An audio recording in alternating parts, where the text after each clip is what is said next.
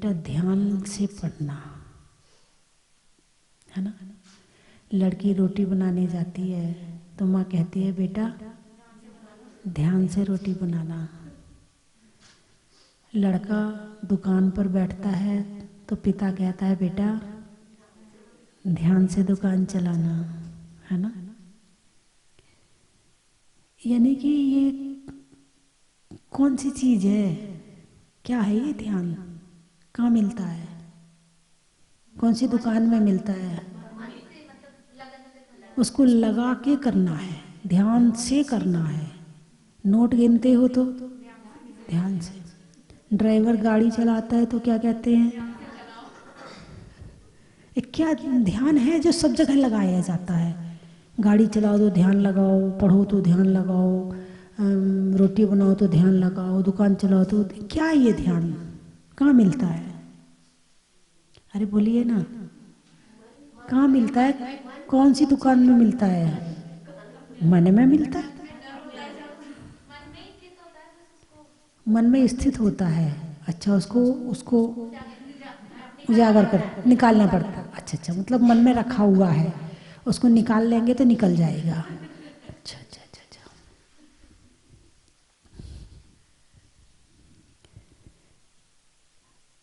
ध्यान आत्मा का स्वभाव है। जैसे अग्नि का स्वभाव गर्म, पानी का स्वभाव ठंडा, ऐसे ही आत्मा का स्वभाव ध्यान है। स्वभाव मैंने क्या कहा? स्वभाव। स्व यानी मैं, स्व यानी आत्मा, और आत्मा का भाव स्वभाव। आत्मा का स्वभाव ही ध्यान है। अब वो दो तरह का होता है, एक शुभ एक अशुभ, और इन दोनों से परे हो जाए तो शुद्ध। तो अशुभ में ध्यान ज़्यादा रहता है और शुभ में ध्यान कम रहता है। अब एक व्यक्ति को चोरी करनी है, सामने वाले की जेब काटनी है, वो बिना ध्यान के काट सकता है क्या? ध्यान का मतलब है एकाग्रता। मन वचन काय की एकाग्रता को ध्यान कहते हैं। अब वो सामने वाले की जेब उसे काटनी है तो उसको कितना ध्यान लगाना पड़ेगा, कितनी एकाग्रता करनी पड़ेगी, तब वो सामने वाले की जेब काट सकता है ना। सामने वाले पे गुस्सा करना है तो गुस्सा करते समय मन भटकता है क्या? जिस पे गुस्सा कर रहे हैं केंद्रित फोकस पूरा वही रहता है, कहीं नहीं भटक रहा। और भटक जाए तो गुस्सा खत्म हो जाए, भटक जाए तो गुस्सा खत्म हो जाए। जो चोरी कर रहा है, जो जेब काट रहा है, वहाँ दोनों ध्यान में है। मान लो टॉकीज में पिक्चर देखने गए और एक जेब कतरा बैठा और एक पिक्चर देखने वाला बैठा। पिक्चर देखने वाला पिक्चर देखने के लिए गया और जेब कतरा जेब काटने के लिए गया, ठीक है। अब वो देख रहा है कि उसके यहाँ पे मोबाइल बाहर इतना सा निकल रहा है। अब पिक्चर वाला यूं बैठा बिल्कुल आंख खोल के, आंख गड़ा के, एक एक सीन देखे जा रहा। अब जेब कतरा साइड से देख रहा कि इसका ध्यान उसमें लगा हुआ है। उसने धीरे से मोबाइल निकाला, थोड़ी देर तो बैठा रहा और फिर उठ के धीरे से चला गया। वो देखे जा रहा है, उसका ध्यान नहीं भटक रहा है। ध्यान जेब में चला जाए तो चोरी ना हो, लेकिन उसका उपयोग, उसका ध्यान वहाँ है और उसका ध्यान वहाँ है। बाद में देखेगा अरे मोबाइल कहाँ चला गया। क्या जब वो मोबाइल निकाल रहा था तो क्या खिसका नहीं होगा पैंट में? क्या शरीर को थोड़ी बहुत खिसकने की हलचल की अनुभूति नहीं हुई होगी? हुई होगी, लेकिन ध्यान उसका कहाँ था? पिक्चर में। अब पिक्चर में ध्यान होने से जो अनुभूति शरीर में उसकी हलचल की हुई वो उसने महसूस क्यों नहीं करी? ध्यान उसका पिक्चर में था। तो एक चोरी करने वाले को भी ध्यान लगाना पड़ता है, और जिसकी चोरी हो रही वो ध्यान में ना हो तो भी चोरी नहीं हो सकती है। अब पंच कल्याणक होते हैं या कहीं बड़े भीड़ भाड़ के प्रोग्राम होते हैं, महिलाओं की चेन काट के ले जाते हैं। अब वो जो वो चेन निकालते हैं तो आकाश में करके थोड़ी निकालते होंगे, सरकती तो होगी गले में, गले में सरकती तो होगी, लेकिन उनका ध्यान उस पर नहीं है, उनका ध्यान कहीं और लगा हुआ है, और उनने उसका लाभ उठा के चैन काट कर ले गए। तो ध्यान का मतलब है एकाग्रता, ध्यान का मतलब है एकाग्रता, मन वचन काय की एकाग्रता को ध्यान कहते हैं, है ना। अब ये दो तरह का हो गया, शुभ भी हो गया अशुभ भी हो गया। यदि आप ध्यान में भगवान हैं आपके, ध्यान में पूजा चल रही है, ध्यान में माला चल रही है, ध्यान में सेवा चल रही है, ध्यान में भक्ति चल रही है, ध्यान में दान चल रहा है, ध्यान में उपवास चल रहा है, ध्यान में संयम चल रहा है, ध्यान में स्वाध्याय चल रहा है, तो ध्यान शुभ। और इन सब चीजों में नहीं है और उससे हटकर कहीं भी है, अशुभ की गिनती करने की जरूरत नहीं है कि हम क्या कर रहे तो अशुभ है क्या, नहीं। शुभ को देख लो कि क्या क्या है, उससे हटके जो बचा वो अशुभ है ना। और जब दोनों से हट जाते हैं, शुभ और अशुभ से, आत्मा के ध्यान में स्थित हो जाते हैं तो शुद्ध में पहुंच जाते हैं। तो ध्यान क्या करना है, एक होता है ध्यान लगना और एक होता है ध्यान लगाना। आप मोबाइल खोलकर बैठते हो, ध्यान लगाना पड़ता है कि लग जाता है? कितने खुश हो रहे देखो, मोबाइल का नाम लेते चेहरे पे प्रसन्नता आ जाती है, ऐसा लगता है कि मोबाइल चलाने में परमानंद की प्राप्ति हो रही हो। अब मोबाइल में देखते क्या हो, वही घर गृहस्थी संबंधी चीजें, बच्चों की पढ़ाई की, अथवा भोजन की, अथवा कपड़ों की, अथवा ज्वेलरी की, अथवा हीरो हीरोइन की, अथवा ये सब खबरें तो देखते हो मोबाइल में। तो उन खबरों में ध्यान लग जाता है, लगाना नहीं पड़ता। क्यों? कारण बताओ, हर चीज का कोई तो कारण होगा, बिना कारण के कोई चीज होती नहीं है। उसका कारण ये है कि संसार में रुचि है। तुम जैसे कपड़े पहनते, तुम कलर्ड कपड़े पहनते हो तो तुम्हें कौन आकर्षित करेगा? कलर्ड कपड़े वाले। कौन आकर्षित करेगा? कलर्ड कपड़े वाले। तुम ज्वेलरी पहनते हो तो तुम्हें कौन आकर्षित करेगा? ज्वेलरी पहनने वाले। तुम्हारे बच्चे हैं तो तुम्हें कौन आकर्षित करेगा? बच्चे वाले। या बच्चा आकर्षित करेगा या बच्चे वाले आकर्षित करेंगे। तुम बालों को संवारते हो, रुचि से संवारते हो, तुम्हारा प्रेम बालों से है, तो तुम्हें कौन आकर्षित करेगा? बाल वाले। बिल्कुल ठीक बात है, हैं? तुम तरह तरह के कपड़े पहनना चाहते हो तो तुम 100 वीडियो देखोगे कि नया कपड़ा कौन सा आया है। जहाँ रुचि है वहाँ ध्यान लग जाता है, और जहाँ रुचि नहीं है वहाँ ध्यान लगाना पड़ता है। प्रवचन सुनने में ध्यान,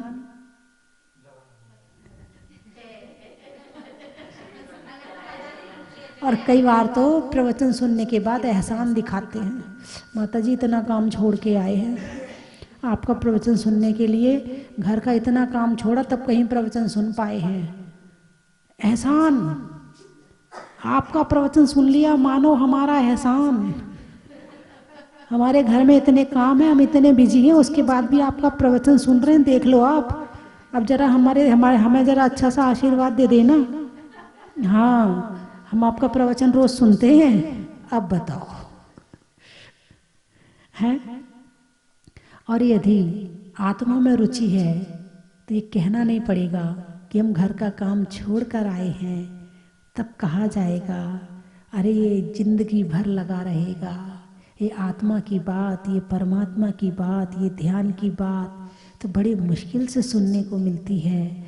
इसीलिए माता जी आप तो जितना सुनाना है सुनाओ, हम तो अपने घर का काम हमेशा से कर रहे थे, कर रहे हैं, और करते रहेंगे। आप जब तक हो तब तक ये वाणी सुनने मिल रही है, वरना कहाँ मिलने वाली है। एक साक्षात सुनना और टीवी में सुनना, थोड़ा फर्क तो होता है। हालांकि जो टीवी में सुनते हैं वो ये बताते हैं, बोले माता जी ऐसे ही लगता है जैसे आप साक्षात बोल रही हैं, क्योंकि थोड़ी सी बातचीत चलती है ना मेरी, बीच बीच में हिलाती रहती हूँ मैं आपको, बोलिए ना, हिलाती रहती हूँ आपको। तो आप हिल के यदि इधर उधर चले गए थे, मैं वापस बुला लेती हूँ, क्योंकि जब तक आपको अपने पास वापस नहीं बुलाऊंगी तब तक आप सुनेंगे कैसे। तो ध्यान, प्रवचन सुनने में ध्यान अभी आपका लग रहा है, आपको लगाना नहीं पड़ रहा है। आपको घर से यहाँ तक तो आना पड़ता है, लेकिन आकर यहाँ तक बैठना भी पड़ता है, लेकिन जैसे ही प्रवचन शुरू होता है फिर ध्यान लगाना नहीं पड़ता है, लग जाता है, क्योंकि आपकी रुचि धर्म में है, आत्मा में है, त्याग में है, आपकी रुचि कल्याण में है, आपकी रुचि पापों से दूर हटने में है। इसलिए आपको प्रवचन सुनने में ध्यान लगाना नहीं पड़ता है, ध्यान लग जाता है। प्रवचन सुनना शुभ ध्यान है कि अशुभ ध्यान? शुभ ध्यान है। शुभ ध्यान से पाप का बंध होता कि पुण्य का? वाह, बड़े ज्ञानी है। अच्छा मुझे ये बताओ कि यदि पूजा कर रहे हैं और जो पूजा आप कर रहे हैं वो आपको याद है, ठीक है, आप वो पूजा रोज करते हैं, ठीक है, अच्छा, आप पूजा रोज करते हैं, पूजा चल रही है और पूजा आपको बहुत पुरानी, आप बचपन से पूजा करते हैं और आपको याद है, आपको बिल्कुल मेहनत नहीं करनी पड़ती है पूजा बोलने में, है ना। अब पूजा चल रही है मुंह में, क्योंकि याद है, किताब की जरूरत नहीं है, और दिमाग घूम रहा है यहाँ वहाँ, तो आप शुभ में है कि अशुभ में है? क्या बात है, आप तो बड़े होशियार हैं। अच्छा, आप माला फेर रहे हैं, आपने बचपन से नमोकार मंत्र पढ़ा है और आपका माला फेरने का नियम है, रोज माला फेरते हैं आप माला लेके बैठे और जाप कर रहे हैं। माला क्यों फेरते हैं? पुण्य के लिए कि पाप के लिए? पुण्य के लिए। बहुत अच्छी बात है। अब माला फेरने आप बैठे और हाथ में माला आई और दिमाग ने घूमना शुरू कर दिया, ठीक है, दिमाग इधर कहीं दुकान भाग रहा है, कहीं भाग रहा, कहीं भाग रहा है, और माला चल रही है। तो आपने माला फेरी कि नहीं फेरी? माला फेरते हुए आप शुभ में है कि अशुभ में है? माला क्यों फेरी थी आपने? शुभ के लिए। और नहीं हुई तो इसमें गड़बड़ सामने वाला कर रहा कि तुम खुद ही कर रहे हो? अभी बीच में मैंने 11 माला नमोकार मंत्र की जाप का संकल्प दिया था कि 24 तारीख तक करना है। उसका कारण क्या था? उसका कारण ये था कि एक माला जब आप फेरते हो तो किसी भी चीज़ को ठहरने में टाइम लगता है ना। जैसे घंटा बजाए तो घंटा बजने के बाद घंटा को शांत होने में टाइम लगता है। पंखा है, पंखा बंद किया तो आपने बटन बंद कर दिया और वो रुक गया, ऐसा नहीं है, थोड़ी देर वो चलता रहता है, घूमता रहता है। जब हम पैदल लंबा चलते हैं और जब बैठो तो थोड़ी देर तक पैर की नसें भी चलती रहती हैं, फिर थोड़ी देर बाद शांत होती हैं।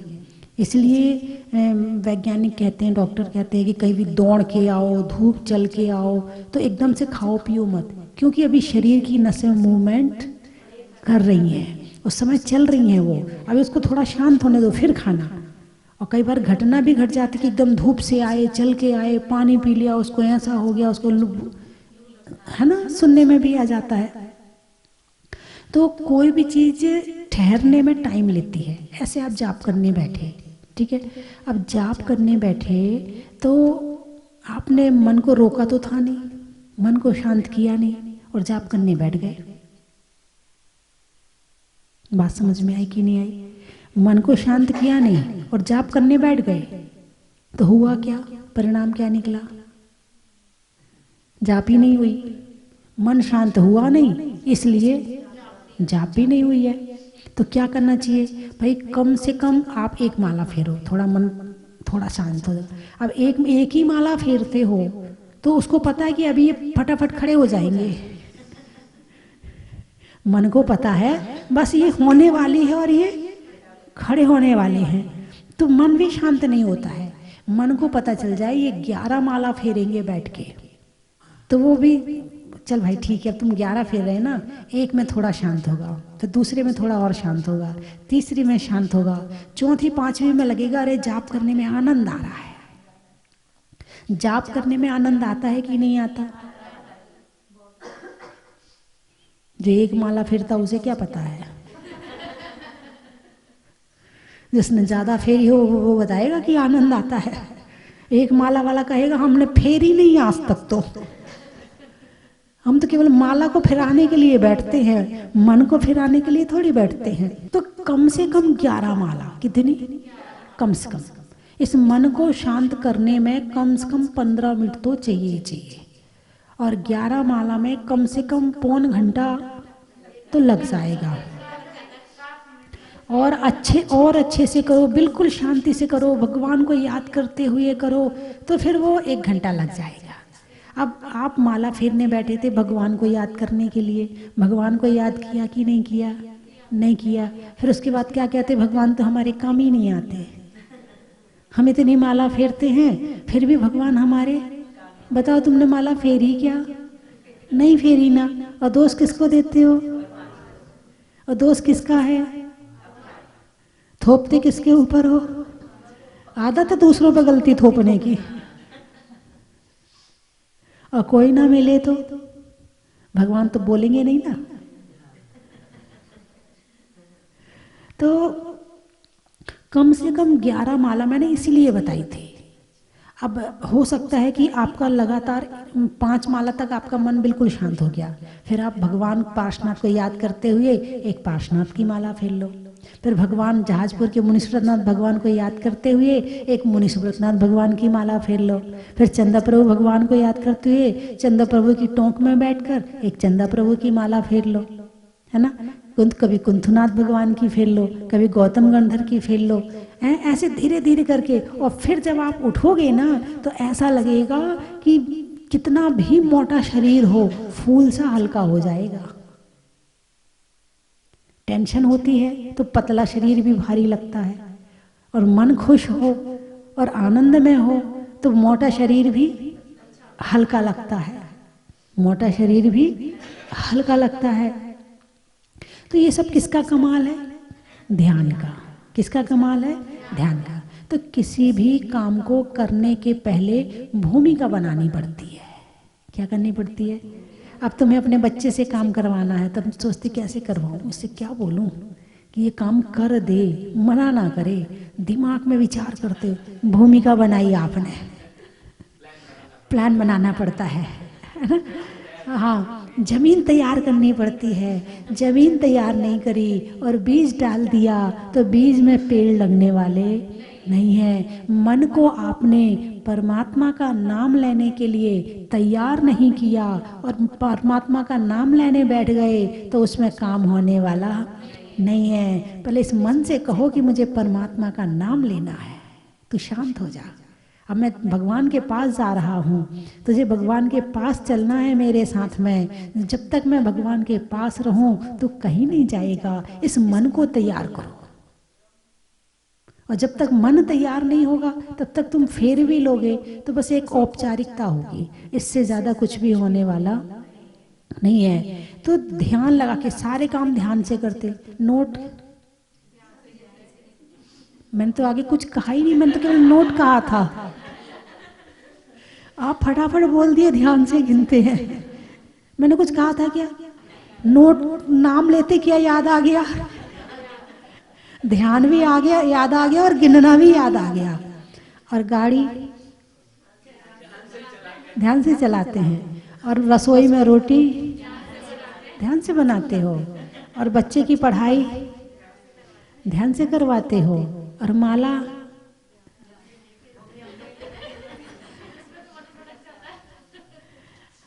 भटक जाता है या भटकाते हो? अपनी गलती अपने ऊपर लो, अपनी गलती मानो कि मैं ही इसे स्थिर नहीं करता हूँ। मैं चाहूँ तो कर सकता हूँ, नहीं चाहता इसलिए नहीं करता हूँ। तो ध्यान कहीं बाहर नहीं मिलता है, किसी दुकान में नहीं मिलता। यदि किसी दुकान में मिल रहा होता तो सारे जितने सेठ थे ना, सारा खरीद के ले गए होते। तुम्हारे लिए तो बचते ही नहीं। कहीं फैक्ट्री होती ना ध्यान की। तो भगवान महावीर क्या सिखाते हैं? केवल ध्यान करना सिखाते हैं। क्या सिखाते हैं? नहीं, वैसे तो ध्यान में तो आप 24 घंटे ही रहते हैं। ध्यान के बिना तो आप एक क्षण भी नहीं रहते हैं। और ध्यान में तो जितने पशु पक्षी, बिल्ली, बंदर, नारकी, देव सब ध्यान में ही है। बिना ध्यान के कोई है ही नहीं है। ध्यान ही आत्मा का स्वभाव है। लेकिन ध्यान मैंने पहले बताया 3 तरह के, शुभ, अशुभ और शुद्ध। शुभ, अशुभ और शुद्ध। अशुभ में रहने की आदत पड़ी है, अशुभ में रहने की आदत पड़ी है। तुम पकड़ के लाते हो शुभ में, वो फिर भाग जाता है। तो जिसको जहाँ की आदत होगी वहीं तो जाएगा, है? तो अशुभ ध्यान आज से नहीं कर रहे हैं। जब बंदर थे तब भी किया, बिल्ली, चूहा, गाय, भैंस, क्या कौन सा ध्यान करते हैं? अशुभ ध्यान करते हैं। शुभ ध्यान का ले लो, देव पूजा, गुरु उपासना, स्वाध्याय, संयम, तप और दान। ये 6 आवश्यक हैं आपके। आप जब तक इनमें हैं तो शुभ में है, और इससे जैसे बाहर निकलते हो अशुभ में आ गए। और अशुभ से कौन सा बंध होता है? पाप का। और शुभ से पुण्य का। अच्छा क्या लगता है? पुण्य। और करते क्या हो? भाई जो अच्छा लगता है वही तो करना चाहिए, हाँ या नहीं? तो आज से माला ध्यान से फेरोगे पक्का? कौन कौन? बस एक माला ध्यान से फेरना, उसके आगे की तो फिर जाएंगे। यानी गाड़ी को ट्रैक पे चढ़ाने की जरूरत है। एक बार चढ़ा दी तो फिर वो चलती चली जाएगी। और आपने यदि धीरे धीरे अभ्यास कर लिया तो होगा ऐसे कि आप अशुभ में जाओगे और मन शुभ में आएगा। अभी बहुत दिन पहले की बात है, जो मेरा चतुर्मास हुआ, पहले मैं मीठो मीठो बोल भजन गाती थी। मीठो मीठो बोल थारो काई बिगड़े, लोगों को बड़ा पसंद आता था, रोज सुनते थे वो। नहीं माता जी आप सुनो। तो जितने वहाँ थे वो अपने घर जाके दिन भर क्या गुनगुनाते थे, है ना? अब एक दिन किसी के घर में टीवी चल रही थी और टीवी में फिल्मी गाना आ रहा था। टीवी में तो फिल्मी गाना चल रहा था और बहन जी मीठो मीठो गा रही थी। किसका प्रभाव? संस्कार का, अभ्यास का। किसका प्रभाव? कि टीवी में फिल्मी गाना चल रहा और वो भजन गा रही हैं। किसका प्रभाव है ये? संस्कार का, अभ्यास का। ऐसे ही आप धीरे धीरे करके देखोगे कि यदि आपने अपने मन को पकड़ना शुरू किया है, धीरे धीरे करके आपने मन से ध्यान करवाना शुरू किया है, धीरे धीरे आपने परमात्मा का नाम मन से लेना शुरू किया है, तो आप अशुभ में रहोगे और मन अपने आप शुभ में आ जाएगा। बस संस्कार देने की जरूरत है इस मन को। और एक बार दे दिए तो इस जन्म में तो ये काम आएगा ही आएगा, ये फिर हमेशा के लिए हो जाएगा। किसी जन्म में रहो ये आपके बहुत काम आएगा। टेंशन करने की, कलेश करने की, लड़ने की, झगड़ने की, गुस्सा करने की, ये सारे काम हमने अनंत काल से किए हैं, इसलिए बिना प्रयास के हो जाते हैं। अच्छा बताओ, गुस्सा करने के लिए भूमिका बनानी पड़ती है क्या? भाई गुस्सा करना है, जरा उसके ऊपर जरा दिमाग को सोचूं क्या क्या करना है, ऐसी भूमिका बनानी पड़ती है क्या? है? जैसे माला लेके बैठना पड़ता है और एक कमरे में जाना पड़ता है या मंदिर जाना पड़ता है भगवान का नाम लेने के लिए, ऐसा गुस्सा करने के लिए किसी कमरे में जाना पड़ता हो, फिर वहाँ भूमिका बनाते हो, फिर माला लेते हो, फिर उसे बुलाते हो। गुस्सा ऐसे करना पड़ता है क्या? नहीं। क्यों? अपने आप ही हो जाता है, तुरंत बिना बुलाया जाता है। यहाँ परमात्मा को बुलाने से भी नहीं आते हैं। क्योंकि क्रोध करने का अभ्यास अनंत काल का है, इसलिए बिना प्रयास के चला आता है। और परमात्मा का नाम लेने का अभ्यास इस जन्म में भी नहीं डाला है, पिछले जन्म में नहीं डाला था, इसलिए इस जन्म में नहीं बोल पा रहे हैं, और अभी नहीं डालोगे तो कभी नहीं बोल पाओगे। इसलिए मन से परमात्मा का नाम लो पूरे ध्यान के साथ में, ताकि हमारा मन सुखी रहे, आत्मा सुखी रहे और हम परमात्मा से जुड़ सके, है ना। चलिए समय हो गया। मैं 3 चीजें बोलूंगी, आपको कहना बड़ा ही महत्व है। सुनना है ना? हाँ, मालेगांव का सुनना है। आत्मा को रहने के लिए तन का, नौकरी करने में वेतन का, और सोचने में, अच्छा सोचने में मन का, तलवार में म्यान का, देने में ज्ञान का, प्राप्त करने में ज्ञान का, और जीवन में ध्यान का। अच्छा, इंदौर वाले सबसे पहले मालेगांव का बोलूंगी। सुधारने में भाव का, इंसान के प्रभाव का, और आने वालों में मालेगांव का। इंदौर नहीं करने में जोर का, और जिले में महापौर का, और आने वालों में इंदौर का। नलवाड़ी आसाम। सुबह के बाद शाम का, लेने में प्रभु के नाम का, और आने वालों में नलवाड़ी आसाम का। दिल्ली त्रियंचों में बिल्ली का, डंडा में गिल्ली का, और आने वालों में दिल्ली का। वृक्षों में बड़ का, बड़ की जड़ का, और आने वालों में हनुमानगढ़ का। रसोई में पटाखा, सावन की घटा का, और आने वालों में कोटा का। जंगल में शेर का, फलों में बेर का, आने वालों में अजमेर का। बरसात में छाता का, बैंक में खाता का, और आने वालों में कोलकाता का। गाने में सुर का, रिश्तों में ससुर का, और आने वालों में जयपुर का। नदी में नाव का, शरीर में पाँव का, और आने वालों में गुड़गांव का। हावड़ा भोजन में बड़ा का, गर्मी में घड़ा का, और आने वालों में हावड़ा का। खातोली विधान में मौली का, बच्चों के लिए कोली का, और आने वालों में खातौली का। पशुओं में खुर का, गाने में सुर का, और आने वालों में उदयपुर का। दिखाने में झंडी का, झंडी में डंडी का, और आने वालों में रामगंज नासिक। नहीं करने में चिक चिक का,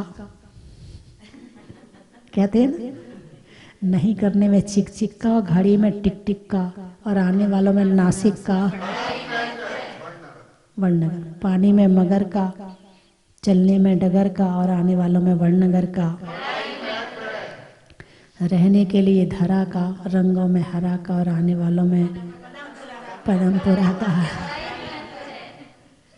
सबका हो गया? बोलिए 24 भगवान की। मैं कल शाम को यहाँ पहुँचा, बहुत ही सुंदर, बहुत अच्छी जगह है। श्री मुनीश्वर भगवान की प्रतिमा को देख के ऐसे लगते हैं कि साक्षात भगवान हमारे सामने विराजमान है। बहुत सुंदर मंदिर है। मेरी आप लोगों से सभी से निवेदन है, कभी भी राजस्थान आए तो जहाजपुर आके स्वस्ति धाम का जरूर दर्शन करें। जय जिनेन्द्र। दीक्षा जयंती शुभ दिन आया, आनंद मंगल छाया।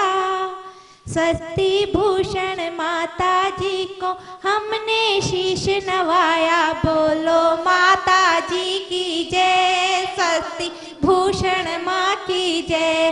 बोलो माता जी की जय, स्वस्ति भूषण माँ की जय। 1 नवंबर सन 69 तुमने जन्म थपाया। माँ पुष्पा पिता मोतीलाल घर नाम संगीता पाया। संस्कारों की छाया पाकर, संस्कारों की छाया पाकर घर अंगना महकाया। गीत काव्य में रुचि रखकर धर्म में ध्यान लगाया। बोलो माता जी की जय, शक्ति भूषण माँ की जय। जय जिनेंद्र बंधुओं, एक इतिहास रचा गया जिसके साक्षी आप और हम सब बने। जब से मुनीश्वरनाथ भगवान भूगर्भ से प्रकट हुए, हजारों लाखों लोगों के साथ में अतिशय हुआ और बाबा के भक्तों की संख्या दिनों दिन बढ़ती गई। बंधुओं, 2023 की महावीर जयंती को मुनीश्वरनाथ भगवान को प्रकट हुए पूरे 10 वर्ष होने जा रहे हैं। इस उपलक्ष्य में एक स्वस्ति धाम अभिनंदन ग्रंथ का प्रकाशन हो रहा है। जो भक्त यहाँ पर आए हैं, जिन्होंने मुनीश्वरनाथ भगवान के दर्शन किए हैं, शांति धारा की है, या जिन्होंने टीवी के माध्यम से अभिषेक देख करके, शांति धारा देख करके जिनके साथ में जो अतिशय हुआ है, वो अपने शब्दों में लिख करके यहाँ पर भेज सकते हैं। आप जहाज मंदिर की सुंदरता को और भगवान के अतिशय को एक सुंदर शब्दों में लिख करके लेख के रूप में यहाँ पर भेजें। अपने परिवार की फोटो भी भेजें। उसका प्रकाशन उस स्वस्ति धाम अभिनंदन ग्रंथ में किया जाएगा। तो आप अपनी सूचना स्वस्ति धाम पर दे सकते हैं। धन्यवाद। चन की थाल को सजाओ रे आज, रत्नों की थाल को भर लाओ रे आज। आओ आओ करे रे गुणगान आरती भगवन की। आओ आओ करे गुणगान आरती भगवन की। आओ आओ करे रे गुणगान आरती भगवन की।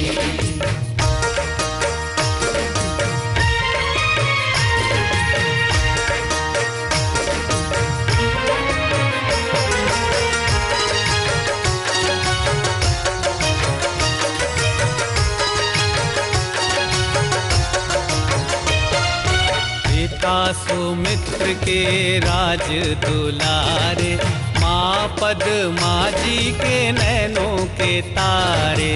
पिता सुमित्र के राज दुलारे, माँ पद्मा जी के नैनों के तारे।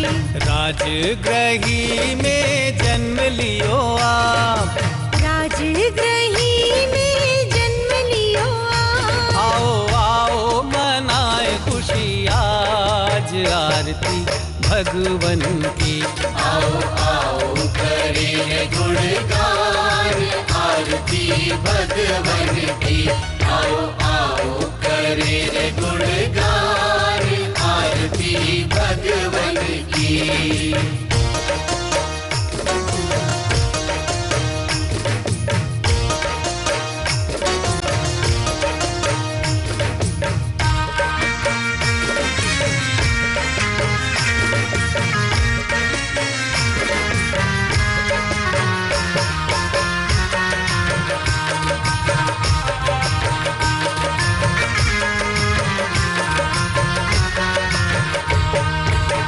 कपूर बाती से ज्योति को जला के, प्रभुवर के चरणों में शीश को नवा के।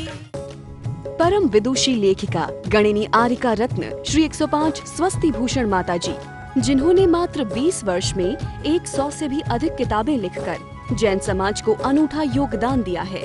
बड़े बड़े विधान जैसे कल्पद्रुम महामंडल विधान, सिद्ध चक्र महामंडल विधान, इंद्रध्वज महामंडल विधान एवं विशेष जनपद पूजांजलि आदि महत्वपूर्ण साहित्य बहुत ही सरस, सरल व सुबोध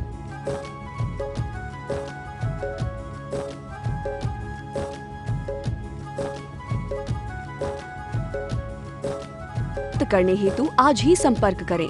संपर्क सूत्र 7906062500 98683456768।